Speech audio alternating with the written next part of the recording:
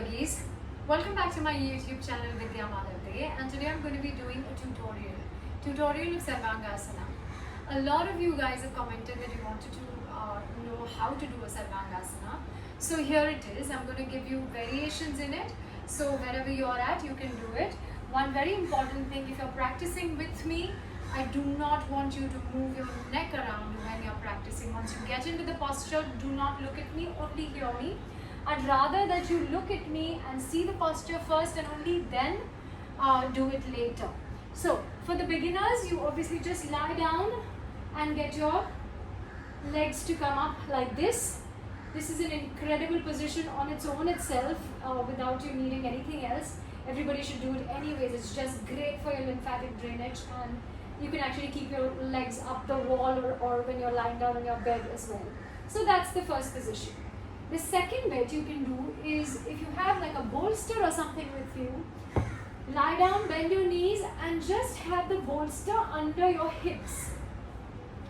Push the skin of the buttocks down towards the feet and lift up and stay right here.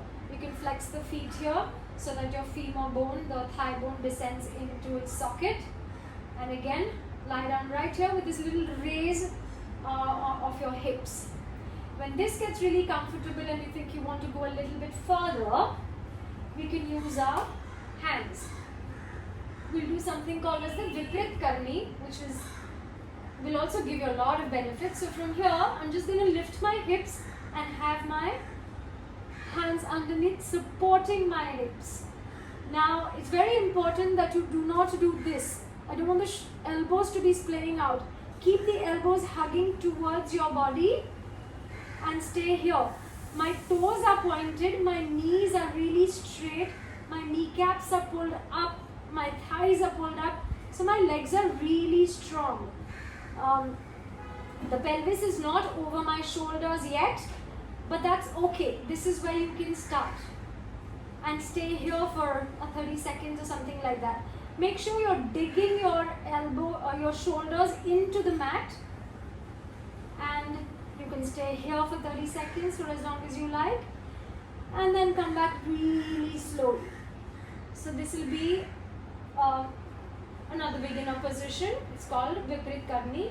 Now for full Sarvangasana, for those of you who want, you'll inhale and take the legs up. Keep your hands by the side of your body to begin with. Inhale and take the legs up as much as you can. Now here again, very important, have those elbows come in.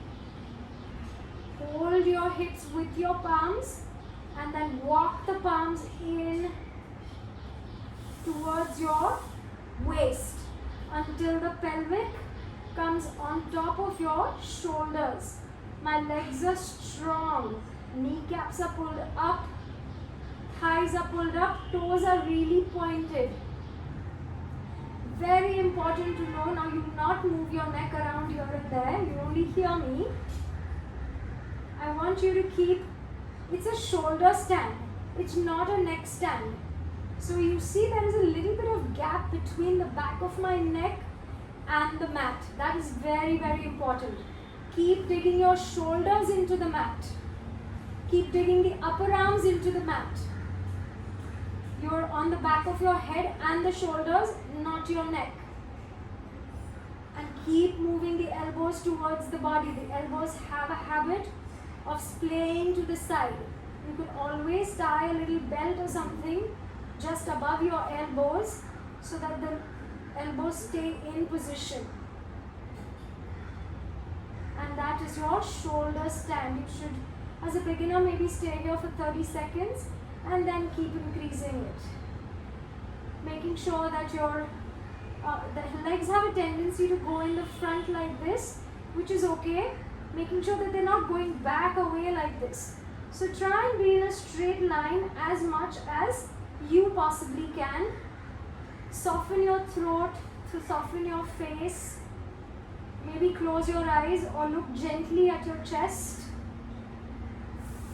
And nice deep inhales and exhales here. The energy of the body is pushing upwards. So you really want to make sure that your toes are pointed. The palms have a tendency of slipping and coming back. So keep pushing them up, walking them towards your waist or upper waist, and dig those shoulders in the mat to relieve the neck. And that is your shoulder stand. It's an incredible inversion. It's great for all the systems in the body, like the lymphatic system, drainage of your lymphatic fluids, all the waste and dirt that is accumulated in the legs, in your lower body. It's great for your circulatory systems. Your heart is working much lesser because your legs are up. It's great for your digestive system, your abdominal organs. It's really fabulous. It's tones. It's great for your thyroid as well. Really tones your lower body, your abdomen. Also builds strength in your shoulders, your arms, and it's really great to calm yourself down. So when you're in that position, I really like to close my eyes or just have a very gentle look at my heart and stay there. It's in any of these inversions, your heart is working much lesser, so it's great for your cardiovascular system. It relieves stress, maybe mild depression, so it just brings you back to calmness.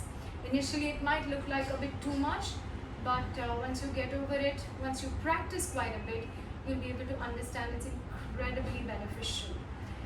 So yes, that was Sarvangasana. Like I said, you can tie your belt right here, just above your elbows, so that your elbows are in. Keep them hugging in. Anything that splays out goes down. So you want to lift your energy up. And yeah, that's what it is. It's a great posture for digestion as well. So it's called the Queen of the Poses. So which is obviously, it's literally like it's a Sarva Anga Asana, which means it's actually for the entire body, all the angs of your body. So yeah, that was it. Very importantly, people who have blood pressure, women in the menstrual cycle will not do it. Though it also helps in alleviating the symptoms of menopause. So it's a great posture to do, just not when you're in your periods. Obviously pregnant women should not do this. Don't do the last version of it. Legs up the wall, it's great for if you want to do, if you are menstruating or even if you're pregnant. And that's for everybody. But just the last variation of Sarvangasana, you've got to be a little careful with your body. Like I said, people with glaucoma, blood pressure, high blood pressure, low blood pressure should not be doing these postures, or you can only do them when you have a really good teacher with you, practicing in front of you and looking at you. So yes, that was Sarvangasana from me to you. I hope you enjoyed. Thank you for allowing me to share my practice with you, and do like and do subscribe to my channel, and do let me know if there is anything else that you'd want me to put up. Thank you so very much.